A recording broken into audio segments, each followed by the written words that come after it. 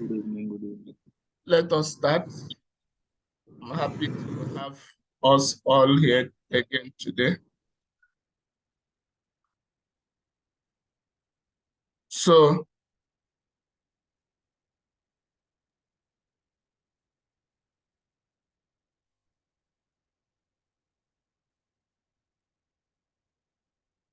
sure, we had a great day. So, as always, on Thursdays by 6 p.m., luckily for us over here is end of the week for us. So we have the time to rest after our workshop. So I'm happy to welcome all of us on today's Health and Safety Interactive Workshop. So today we'll be discussing management of conflict of interest at workplace. So as usual, I will introduce the course. I will share a few slides, and others who prepared slides will also share a few slides, and then we take it to discussions. We share our personal experiences, what we've been able to, what we noticed in the workplace that could be a conflict of interest. And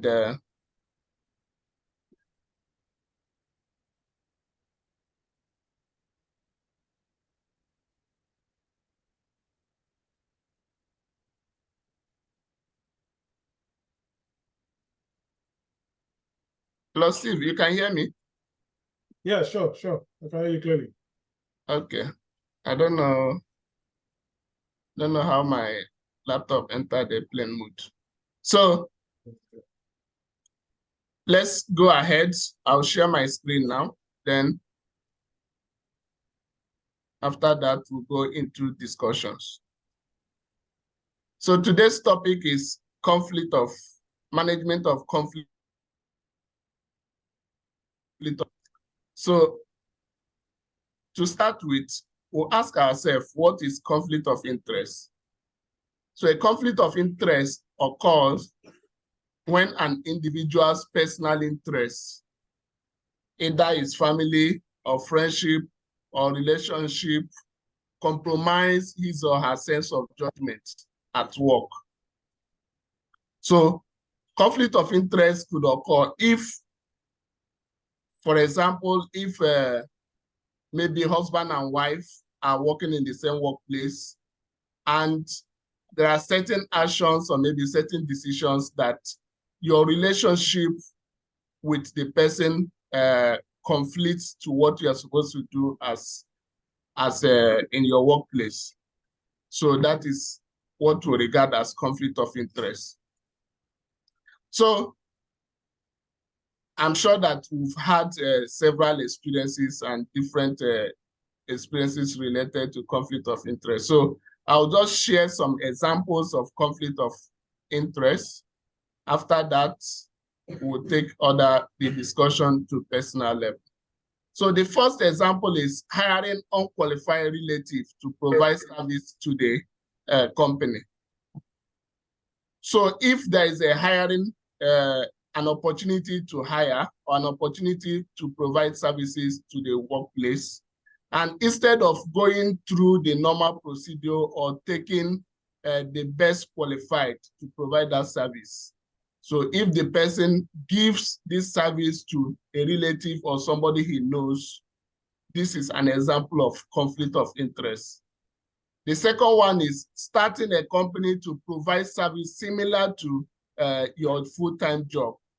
So, for example, if your employer provides maybe safety consultancy services, and by the side, you start your own company as a safety consultant, and you are providing similar services, thereby taking maybe customers away from your employer. This is also an example of conflict of interest. Another example is failing to disclose that you are related to a job candidate, maybe for hiring managers or HR. if somebody is applying for an opportunity and you fail to disclose that you are related to this person, and maybe you hired him because of that relationship, that is an example of conflict of interest. Another example is making arrangements for work vendors or clients to for future date to continue doing business with them. So for example, if you are working in a particular organization and you are making plans to resign, and when you resign, you already have some of your company's customers, you already have their contacts, and you're already making arrangements to take over the relationship or the job relationship with them. So that is also an example of conflict of interest. So another thing is posting your company's weakness on social media, or maybe disclosing the weakness of your companies on social media, or maybe to their to counterparts, or maybe to competitors. So this is also a conflict of interest, because it will affect the company's finances, or it will affect the company negatively. So another example is offering paid service on while you are still at work. So for example, you are doing your job and you have maybe different assignments that you are doing, and you are getting paid for it, and you are using your work time to do those things. This is also another example of conflict of interest. Okay, then working part-time at the company that sells competing products. So if there is an organization that sells maybe similar products that your organization sells, or maybe gives services similar to what your organization gives, and you work for them part-time while you are still fully employed. This is another example of conflict of interest. Okay, so I will keep listing them. Another one is accepting payment from another company for information about your employer. This could be more obvious in catering services. You know, there are some condiments or maybe some spices that are unique to one vendor or one company. So if you are paid, you receive money to release this secret to the competing company. That is also another example of conflict of interest. Another example is failing to investigate your co-workers' wrongdoing because of the friendly relationship you have with them. So if there is some, your co-worker has been reported, or maybe you observed a wrongdoing, or maybe a violation, this goes to us as safety professionals as well. If you have observed a worker in the workplace who has committed safety violations, and maybe because you are so related to him, or maybe he's a friend, and you look the other way around and you decide not to take the recommended actions according to the company's procedures and policies, this is also conflict of interest. Then another example is sharing confidential information about your employer with competitors. Another one is dating or having romantic relationship with a supervisor or subordinates. So these people might think they are both adults, they are allowed to do whatever they want. But let's look at it from the company's perspective. Will this have a negative impact in the employer? Will it have a negative impact in the job that is supposed to be done? For example, if you're having a romantic relationship with somebody below you, will you be able to give a strict mandate or maybe strict instructions? Will you be able to ensure that he follows the deadlines?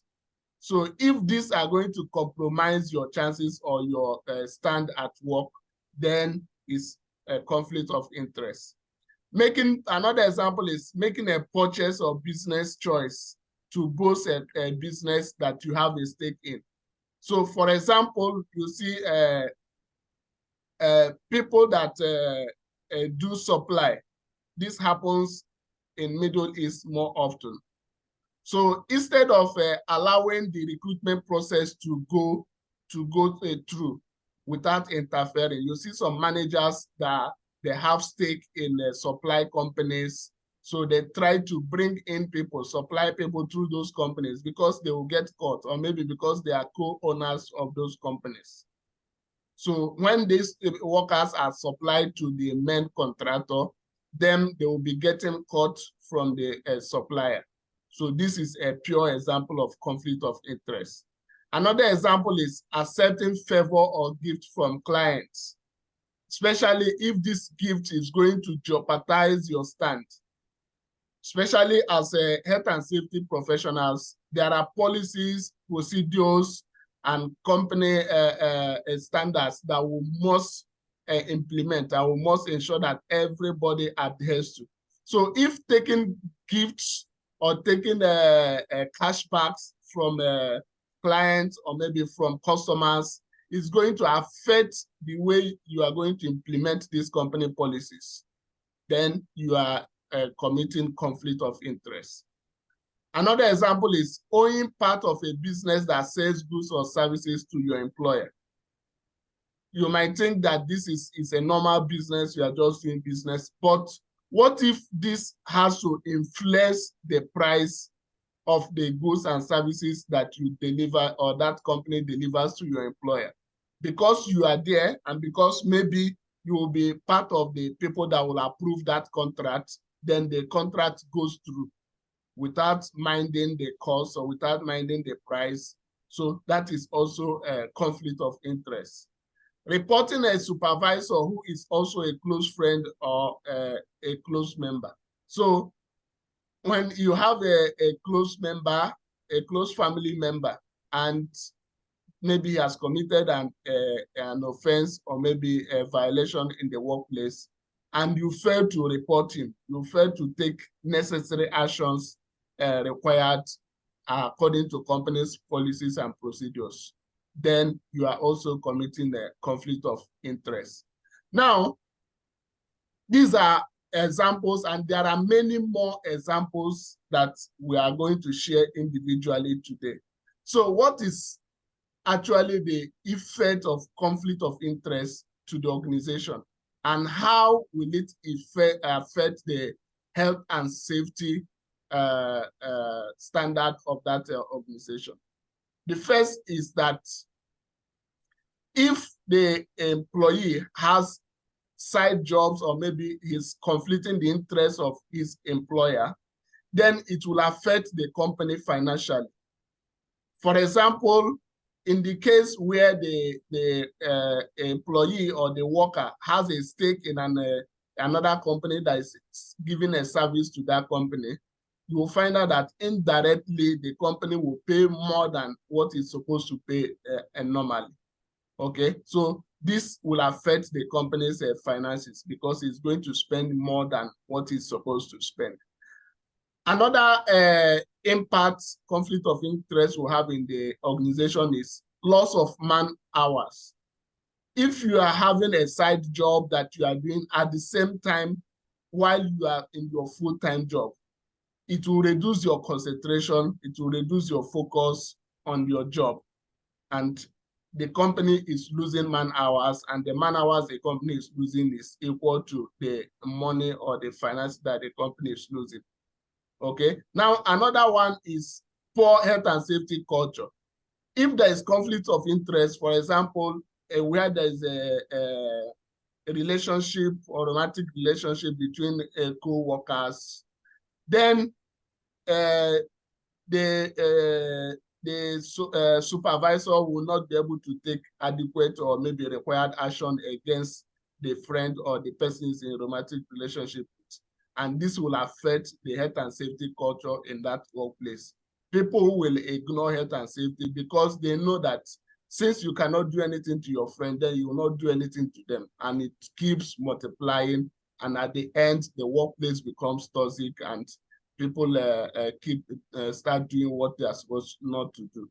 And you get influence also that your friend or that your person you are in a romantic relationship with might also have one or two friends in the workplace, which they will want you to cover up as well. So in that case, in that situation, the workplace becomes indirectly a poor health and safety culture becomes the order of it.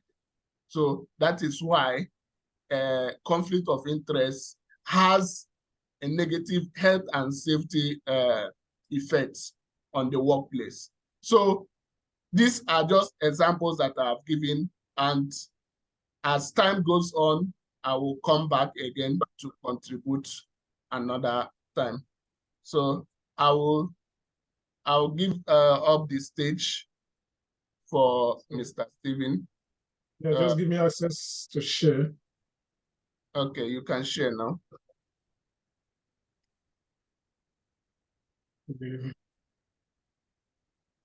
Good afternoon, good evening from this side, from this part of the world, to everyone that are here today. Just like Mr. Johnson has said, he has really touched a lot of examples, when it comes to management of conflict of interest. Okay. He has given one or two examples, but one thing I would let us to understand that is conflict of interest can pose ethical challenges in the workplace. As an health and safety practitioner, we must understand how to effectively manage this conflict in order to maintain our professional integrity and credibility. Because for those of us who are members of IOSH, at some certain level, we understand, like especially those of us who are probably graduate IOSH or chartered member or chartered fellow, who come to realize that in the IOSH new competency framework, the new blueprint, there are areas that talk about ethical practice, which is mandatory for chartered member and chartered fellow. When you have an opportunity to go through this assessment, you see a lot of light, behind this issue of conflict of interest. That is just by the way. And when we look at the introduction and definition of conflict of interest, I just want us to pay an attention on this. It's a conflict of interest refers to situations where personal interests interfere with professional responsibility. Because I want to make my presentation today to focus on us as a health and safety professional. Let's forget about the HR, let's forget about those other aspects, though what Mr. Johnson have said might have covered those areas. But as a professional, whatever interfere with our professional responsibility, just know that particular thing or situation is tagged conflict of interest. And once that happens, it creates, there's this bias, or there's this bias that will come into play.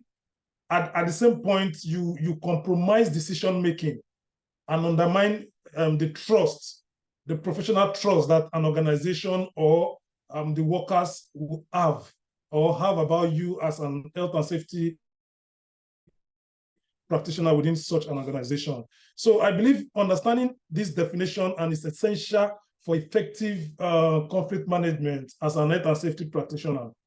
And one thing I want us to understand is that there is a consequence, if conflict of interest are not properly managed, within the work site. This could lead to reputational damage, because failure to manage conflict of interest may result to this reputational damage, either to an individual as an health and safety practitioner or as an organization as a whole. It depends on how this issue of conflict is coming in. Okay. Now, on the issue of legal implication, ignoring conflict of interest may also lead to legal issues and regulatory violation, as we all know as a professional.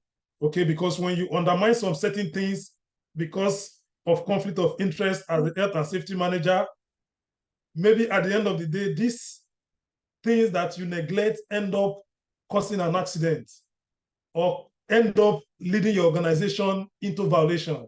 So you see there are legal implications to this effect if not properly managed. And also this erosion of trust, unmanaged conflict erode trust among members, just like I've said, and other stakeholders, which could be internal or external to this organization. And also once you have been tagged, or when there's this erosion trust has taken place as a net and safety manager, for example, you see that it affects your level of collaboration within your employees, or within your workers. And also this can also affect productivity within an organization. So Mr. Johnson have said a lot, regarding this maybe like example of conflict of interest. I might just say one or two things, based on experience. Okay. Now, with what I have on the screen is that they say when you talk about vendor relationship, just like when an employee have a personal relationship with a vendor that may influence purchasing decision, or an employee accepting a vacation package as a gift from a vendor, then purchase more than what the business need for the vendor as a thank you. So a lot of scenarios, there are a lot of scenarios that are involved, when you are dealing with vendors. Mr. Johnson has made mention of one or two things. Sometimes, and as a professional, there are some things that happen. I've seen cases whereby some safety manager in an organization, you see them, what they do, they will liaise with some vendor, maybe they are supposed to supply safety shoe or safety gadget. They go back at the end of the day, they get a cut. Some will have a company that maybe they have a registered company that does such kind of thing. They bring it into the projects, just to make profits. You see, all this kind of activity, it interferes with your responsibility. It is very clear. It is not negotiable when you see things happening like this. It's a clear cut of conflict of interest, because you have subjected yourself to such kind of situation. A lot happens. In one project I worked, there was a project manager who has a lot. In fact, he had about 3 supply companies. In fact, in a project, that is the project I worked that was very funny in this country. It got to the point we had a manpower of about 3,750 manpower. Could you imagine? And out of these 3,750, we had about 1,005 were all helpers. How can you juxtapose this as a professional? So you see, and the thing is, when you look at this kind of scenario, you discover that when you have an organization with poor health and safety culture, you discover that different kind of conflict of interest will begin to grow within such kind of organization, because a poor health and safety culture breed a room for a lot of conflict of interest. Because the conflict of interest we're talking about is not just one. We have multiple examples. We have multiple situations that can take place, in terms of so many things.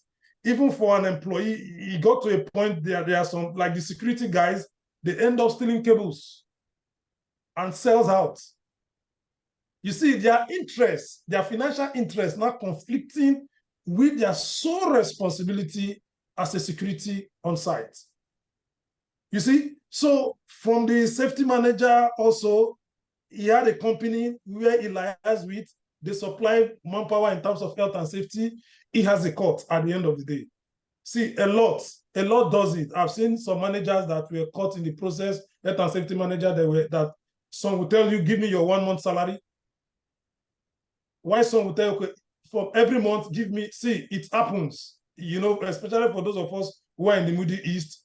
If you tell me, many of us have the first-hand experience in all these situations. So it happens. And it's a very big problem and a very big challenges, which I advise organization. And one of the root cause, like I said, one of the root causes is that conflict of interest does not just come like that. It is not a problem on its own. Like, what I discover is that once a poor safety culture is established in an organization, conflict of interest will set in. So my focus is the root cause of conflict of interest has to be poor safety culture within an organization. If an organization has a robust safety culture, because this word culture, it looks very simple, but is a very big and heavy word that if we ignore, it can destroy a company. Okay, so when you have a good safety culture, the area of conflict of interest can be managed to a minimal level.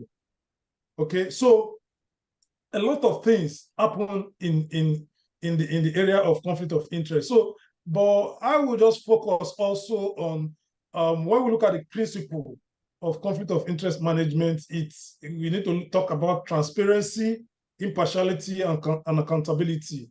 You know, we have to establish a kind of transparent policy and procedure that will promote an open communication and disclosure of potential conflict. Because when such things are not established within an organization, you discover that conflict of interest will thrive in such an organization. So when we look about transparency, impartiality, accountability, as you can see from our slide, you see that when all these things are put in place, you discover that we are talking about good culture. So you cannot rule out conflict of interest without understanding what good culture is all about. Okay, so they go pari passu. And there's this strategy for preventing this conflict of interest at work is just for us to develop, okay? For those organizations who don't have, we can develop one. And for those who have, they can also review, you know, an employee handbook. I know some organizations do not have it because in this handbook, there are a lot of things that will be covered there, you know, that will talk about the ethics, the code of conduct, you know, within the organization, and how to disclose issue, you know, how to report issue when it comes to conflict of interest. It is very important as a professional to do that, you know, and it depends on the organization. In some organization, you have to cooperate with the HRO to design a code of conduct and all that. And we see for we who are professional in terms of occupational health and safety, and for those who belongs to a professional organization like IOSH, for a member and for as a member, we have the IOSH code of conduct. Okay, and integrity is one of the P code of conduct there as a professional. So for a conflict of interest issue, when you involve in a conflict of interest practice, you see, it undermines your integrity as a professional. So, and one of these things we talk about code of conduct of ethics, it makes us, it's able to make us as a professional to shape our mind and to deal with our responsibility professionally. Because this ethics or code of conduct is going to guide us each time we are going beyond our ethical code or practice. We can be able to adjust and say, oh, I'm not supposed to do this, I'm not supposed to do that. And also, it is also important, you know, as a professional that we undergo a lot of series of training on ethics or code of conduct. I think this will be able to help us because the truth is that with my experience, like I'm saying, I am focusing on health and safety. So I have seen a lot of health and safety professionals who are involving in conflict of interest. Like I've said earlier, is very common and rampant, especially within the Middle East, especially when it comes to recruitment process.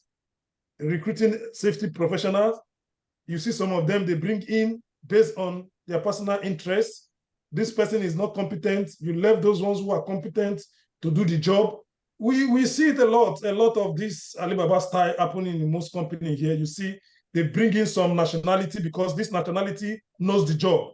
They put them as a point man to handle the job. Then they bring other nationality based on personal interests who are not qualified. They put them into the field and you see, just to generate money. So a lot, which I might not have time to begin to dig into deep, and just for the sake of not to expose a lot of things, you know, for us who have spent years in the Middle East, we will understand better and have a better picture of what I'm talking about. We should also try to find a way to report, a kind of reporting mechanism, you know, for reporting conflict of interest issues. So even as a professional, if you have to make some kind of also a best way to prevent conflict, you know, by involving in disclosure mechanism, you know, and if you are doing some kind of job, you know that, okay, this thing is going to conflict with my professional responsibility. You have to declare, you have to come to go to the party who are involved and say, sir, I cannot proceed with this particular job because it will interfere with my ethical practice. You know, I have a friend in the UK presently. He has been in the UK for a very long time. He is a specialist in fire risk assessor. He was working for an organization, and there was one of the clients they are dealing with, you know, and he did his work, he did his report and everything. So his company was not trying to tell him, no, this report you have to do it this way. And he told them, no, if I do it this way, it's against my ethical way of practicing. And for me, I adhere strictly to my ethical code of conduct. If you are forcing me to do this, I will not do it, because if an accident happens, or maybe a fire happen at the end of the day, and you know in the UK is a well civilized place that investigation will go on, and even you who did the assessment, you know, as for the client, also will be invited, they will look at your report and all that. So it's just that some of us, we are just practicing in an area where people don't check some certain things. You just do some things and go away with it. In some civilized society, you discover that from the person who do the assessment, they begin to carry out investigation if this person did the job properly or not. So when that thing happened, this friend of mine decided that, no, I cannot continue. If you are forcing me, then you can take your job. I'm resigning. And what this guy did professionally, he resigned. Okay. And being a consultant, you know, he has dealt with a lot of clients and he has the contacts. Now, he did not involve in conflict of interest because he resigned and established his own company and make a contact with those existing clients that he has. And he begins to have his own personal consultancy firm within the UK. So, because if he had compromised, he would have involved in conflict of interest. You see the problem. So sometimes as a professional, I know, I just pray one day we'll find ourselves in a good organization, in a good country where the rights of even a professional are well protected, so that when you take a decision, when you take a stand, if a company is insisting, you can put your resignation, because you know what you are worth, you know what you can give, and you know what you can deliver. Because the step he took was very bold one, and because he knows what he's out there to give, and he knows he's not going to lose anything. So I just want to encourage us all as a professional to always be on the alert and be conscious when it comes to the issue of conflict of interest. And, you know, the best practice for an health and safety practitioner is we need an education. We need to provide a comprehensive training program to increase our awareness and that of our colleagues that we manage, you know, on the issue or topic of conflict of interest. Because in such situation, we are going to expose them to a lot of example, to a lot of scenario regarding conflict of interest. And also we need to establish, like I've said earlier, we need to establish a policy. We need to establish a guidelines or procedure, because same way we have policy, health and safety policy, same way we have other policy, we need to establish that of conflict of interest. It is only when we begin to have these documents and we begin to put them into implementation with the support of our respective management, that is when we can really succeed in this fight or struggle.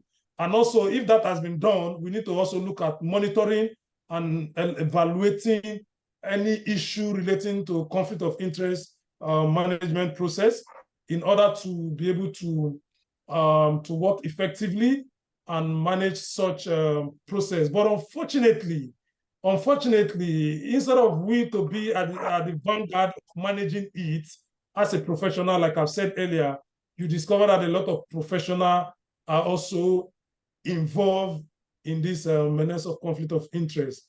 But I just pray we get more education, we get more enlightened, and do our job judiciously and more responsibly as a professional. And also, I would just want to enlighten some situation like in terms of a case study, by implementing a transparent conflict disclosure process, Company X established trust and minimized conflict in their procurement department. The conflict of interest could occur in any department, okay? Especially these things happen in the procurement processes, okay? So, another case study like for organization Y, through regular training and awareness campaign, an organization Y reduce conflict arising from personal relationship among employees, okay? And also for company Z, by promoting accountability and encourage employee reporting, company Z effectively managed and resolved conflict in their sales team. You know, it could happen in any team, it could happen in any department. This is just for like an example for us to get a picture of what we are talking about. So I will not want to take much of our time. I would just like for those of us who have been participating in this discussion today to at least give one or two scenario or situation within their your respective organization. I will say thank you for giving me the opportunity to give this brief presentation. Thank you for listening. And also, if you have any question based on what I've said so far, you can also bring it up so we can just try to have a discussion about it. Thank you very much for listening. It's my pleasure to have this with you today. All right, thank you, Stephen, for that wonderful presentation. So just like we did last week, Thursday, and just like this workshop, we called it Health and Safety Interactive Workshop. So it's an opportunity for us to interact. If you have personal questions or maybe questions, you can, even if you don't mention your company name, if you have questions, you can ask questions. And even if I don't answer, there was somebody here that will give you a clear direction. So let's get your perspectives on the topic of conflict of management of conflict of interest. The floor is open.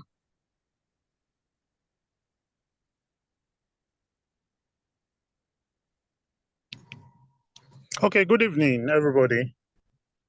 Good evening, Mr. Femi. Yes, sir. Okay, I just want to give an example of what's happened to me in my last project. Just a way of managing conflict of interest.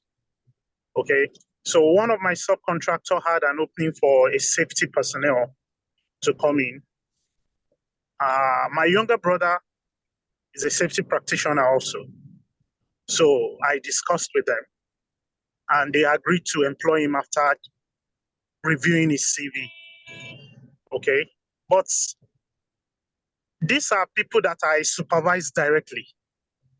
And if I do this on my own, it will lead to conflict of interest. Even if I'm doing my job, other people will assume I'm being partial because my brother works with the company. So what I did was to go ahead to inform one of my managers that, please, my brother is going to join this company. This and this are his qualifications.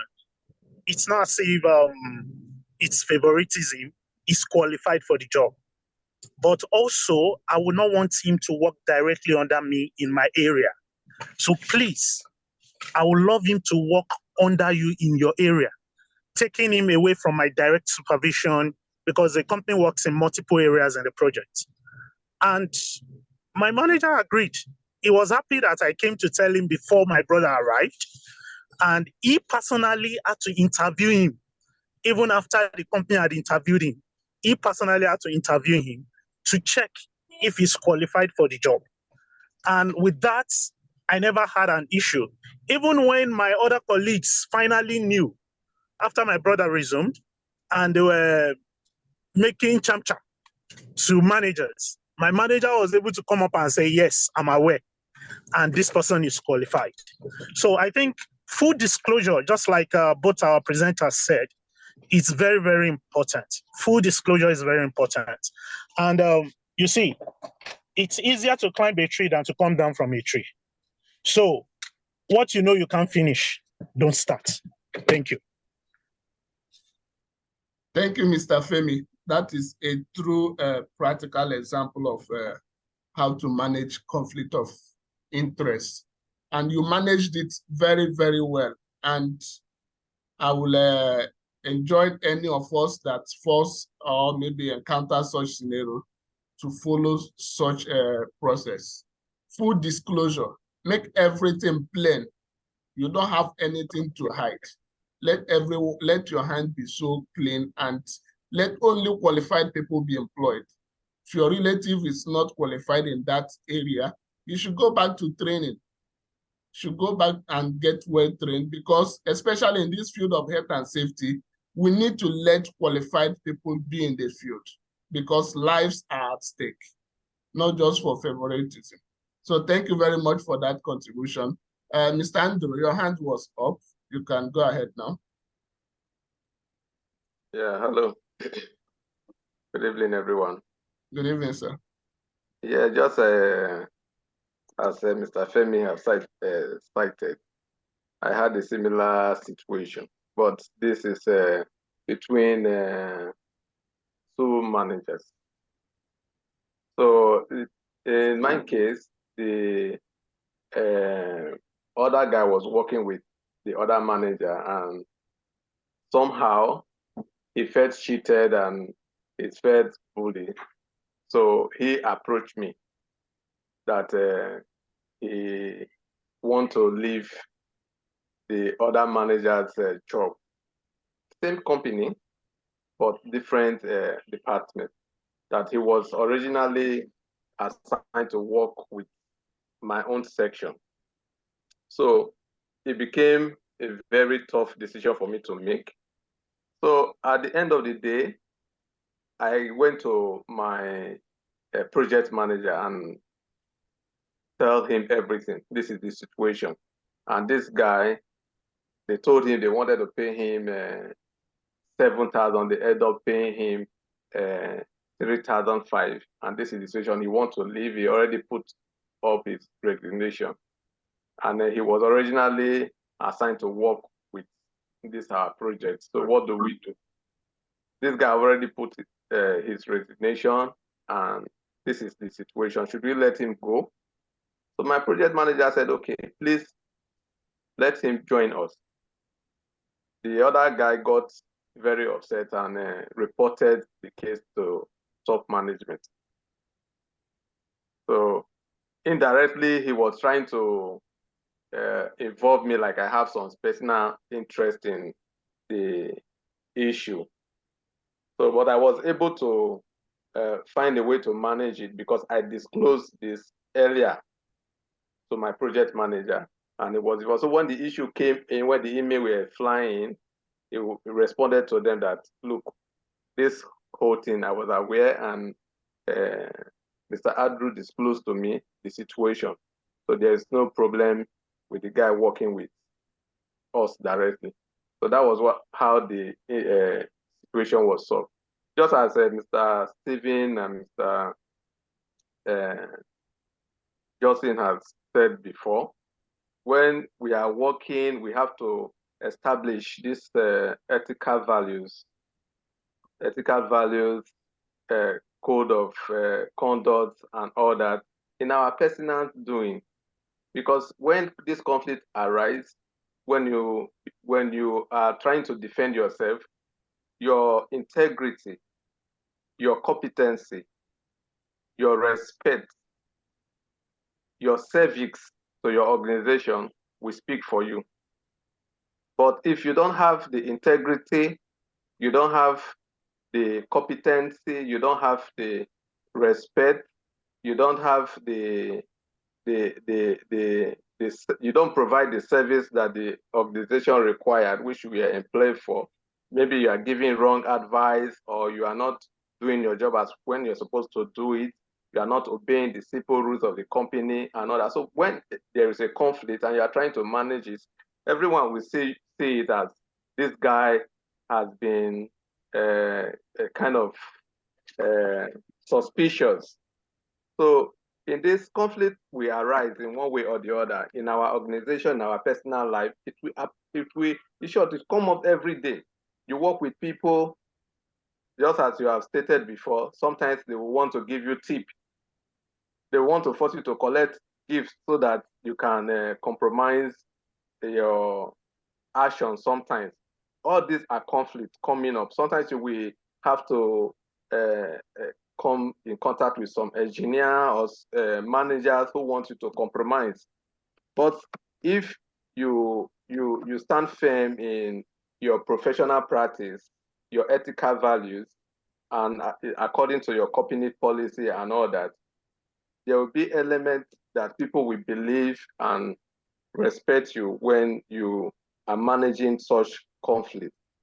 Like, this is what we face all the time, and we have to really abide by the simple rules. So that's my contribution, and thank you for giving me the opportunity. Okay, thank you very much, Mr. Andrew, for telling us that your experience. So it also boils down to disclosure. When you disclose an upcoming conflict of interest, then it becomes very easy to manage it when it arises. And another point he mentioned there is you have to build your integrity. You have to be a man of integrity. If you are at work, you should be at work. If you are employed, you should be employed. Before you take up that job, you should evaluate it very well. If the salary will be able to take care of your needs, if the salary will be able to cater for your needs, so that when you take up that job, you will not be looking up here and there and start looking for who to take bribes from, which will lead to conflict of interest. So build up your integrity and ensure that you are doing the right thing. Okay, the room is still open for another person that wants to speak.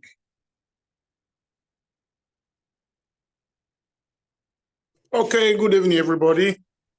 Good evening, Mr. Francis. Good evening. Good evening, I think in the conflict of interest, we have types of conflict of interest. And in this type of conflict of interest, just like what the second speaker said, he talked about romantics or relationship interest. Then, but I want to go down to confidential conflict of interest. Good, because opening up is not only another good way to manage conflict of interest. There are confidential conflict of interest, just as we have a competitive conflict of interest and financial conflict of interest. Now, on the confidential conflict of interest, I want to make a reference. I remember when I left Aaron Energy,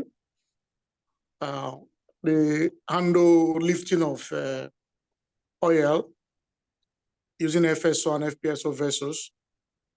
When I left to Iraq, I left offshore unknowing to my manager, because I knew if I called him and I open up to him, there will be a challenge. One, maybe my flight or the whole process will be turned down when my visa and everything has been provided. I left offshore after discussing with the captain, and the captain gets to understand with me from Egyptian. He said, Francis, you can go ahead, I will cover you. And when I arrived Qatar, I noticed my manager was trying to call me.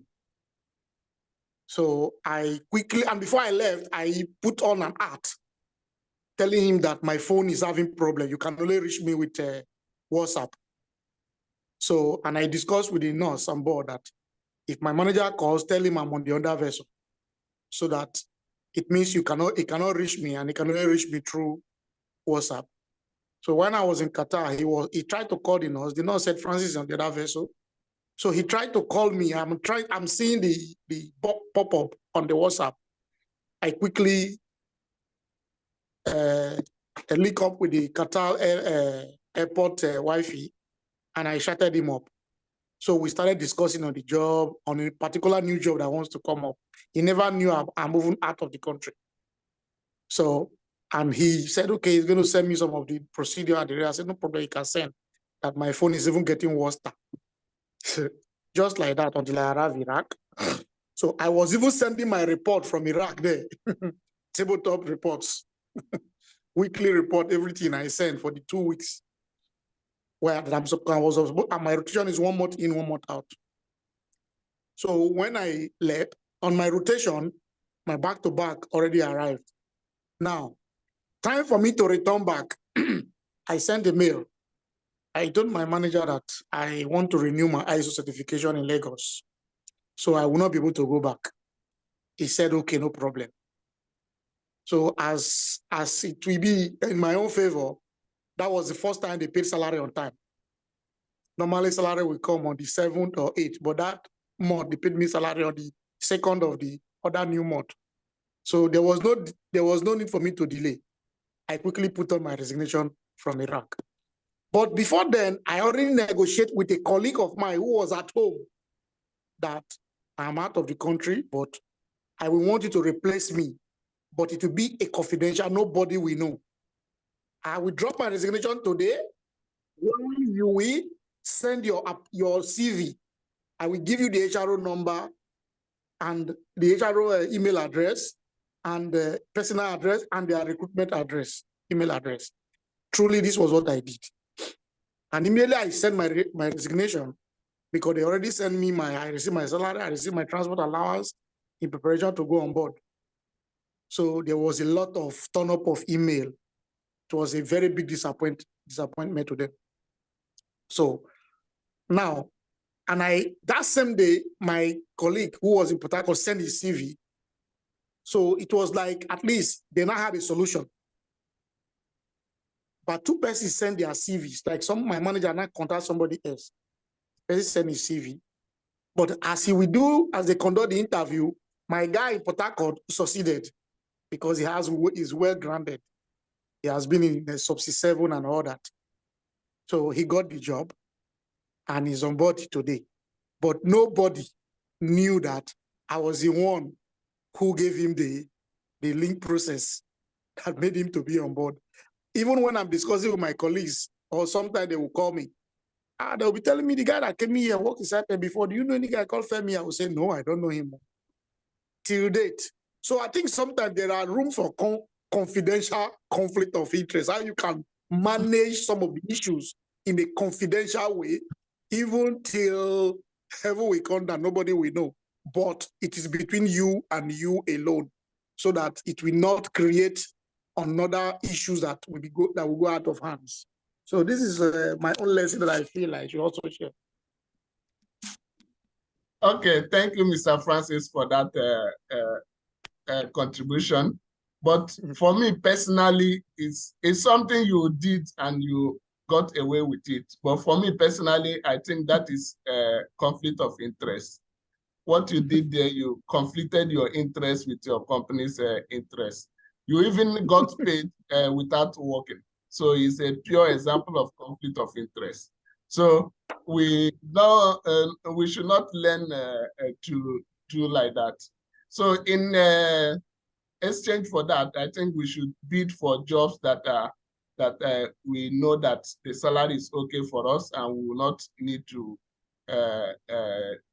look into somewhere else. Mr. Sunday, sorry. Before Mr. Sunday says something, let me just go back to what Mr. Francis said. You see, because you succeeded, it made it look like it is confidential. Okay, but if along the line those people you confided in 1 or 2 things at the end of the day breach that, you will find out that it's no more a confidential issue.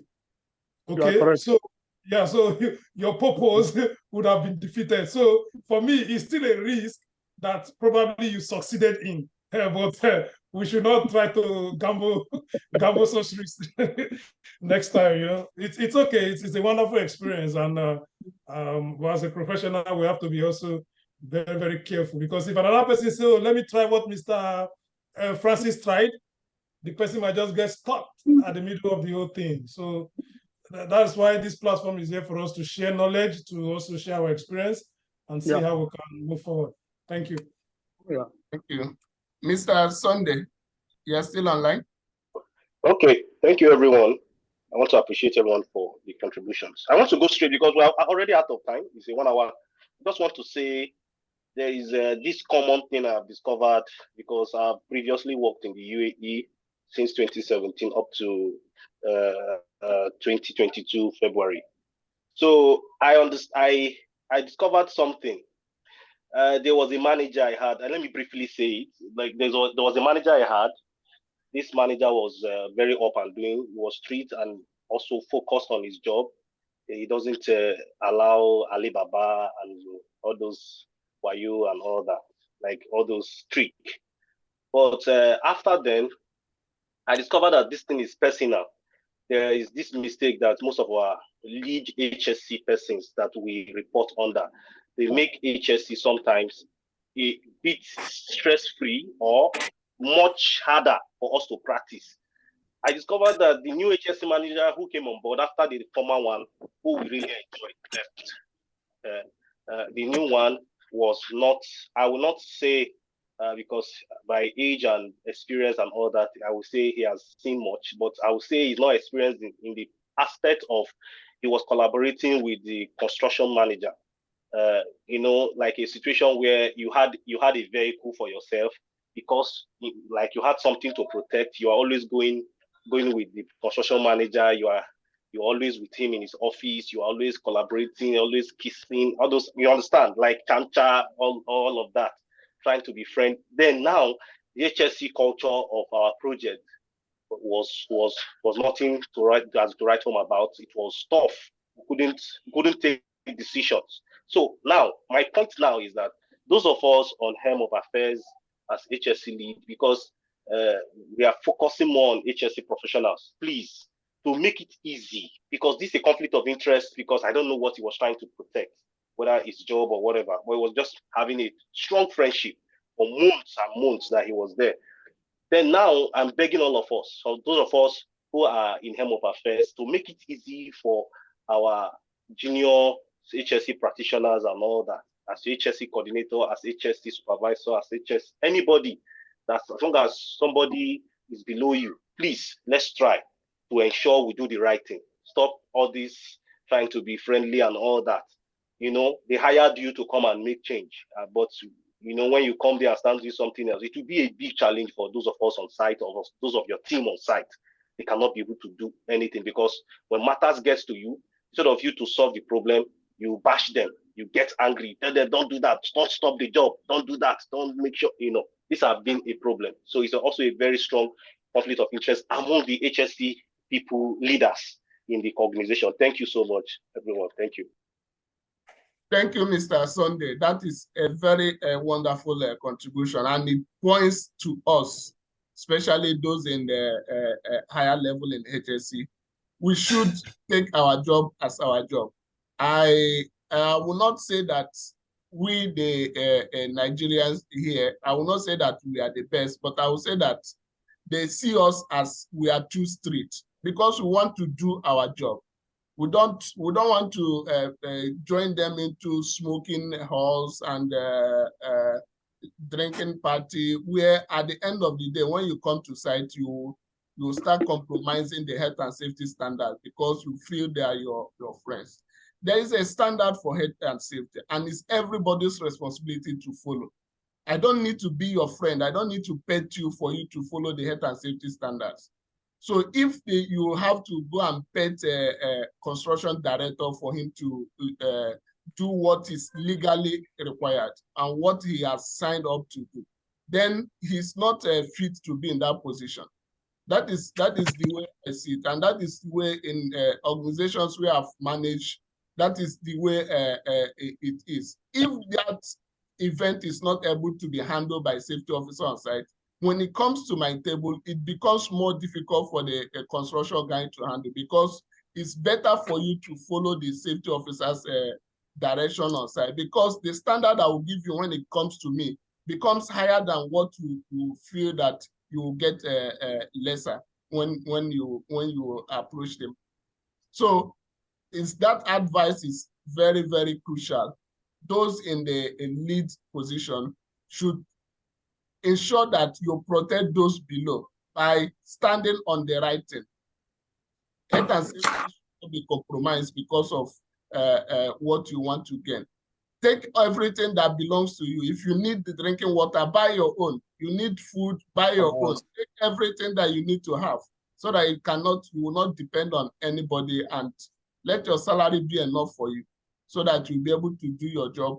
We are protecting these guys, and we need to protect them even against their own wish. That is how it is. You are protecting somebody who doesn't even want to be protected. That is why it's very difficult, but we must find a way to do it. So thank you guys very much for those experiences shared, and we appreciate it. I've learned a lot. I'm sure that others have learned a lot. So please, can I make a comment? Yeah, go ahead, Mr. Femi. 1 minute. Sorry, just 1 minute. I just quickly want to talk about the issue of accepting gifts on site. Well, sometimes in my past experience, we found ourselves in locations where if you don't accept gifts, it looks like you are angry with them. It looks like you hate them, and they paint an emotional picture. I've seen myself in those kind of situations before. So I make my stand known before you say you want to give me anything. What you are giving me, I can afford it myself. My salary is more than yours, and it comes most times from subcontractor. I can afford this thing myself. If today I receive gift, don't expect any favor from me tomorrow. And it has really happened once. A guy bought sweets and biscuits and brought to my room, and I collected it. The next morning, they were working, and there was no checklist for their boom truck. And I stopped it. The guy's eyes was almost turning into its socket, because he couldn't believe that this was the guy I gave something yesterday. And I told him, if it is because of what you gave me, please come and pick it. It's in my room. But that will not stop me from doing my job. So let the people we supervise, especially those of us that work with EPC companies who supervise subcontractor, let them know our stand before they give you anything or you receive anything from them. Thank you. Thank you very much. And in that regard as well, I think it could also help if somebody or the person, you become a giver as well. So that, like what I have to say, my principle is, whatever you have given to me, I'm sure that I've given you double of those things. So you will not have any stand to say that you have given me more than. If it's friendship or maybe friends or maybe relations, whatever you think you have given to me, I've given you double of those things. So there is nothing that you now have against me. Like when you go for lunch, you don't be always the one to stay and people pay. Sometimes you pay.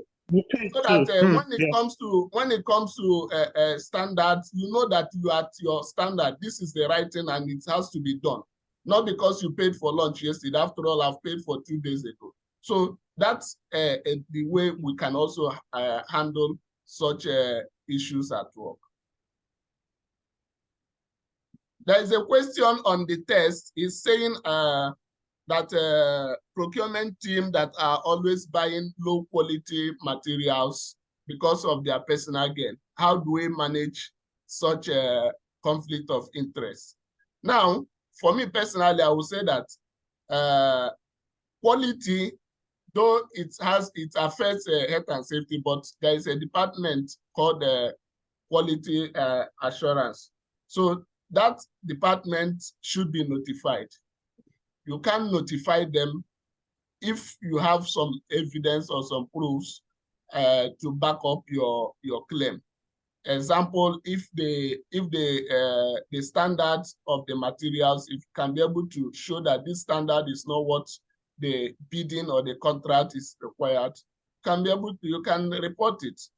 There's some companies have anonymous reports. If you don't want your name to be mentioned, instead of keeping quiet and maybe something will happen in future. That is what I would suggest. You report it. If you don't have that capacity to confront it, then you report to the management or people who can manage it.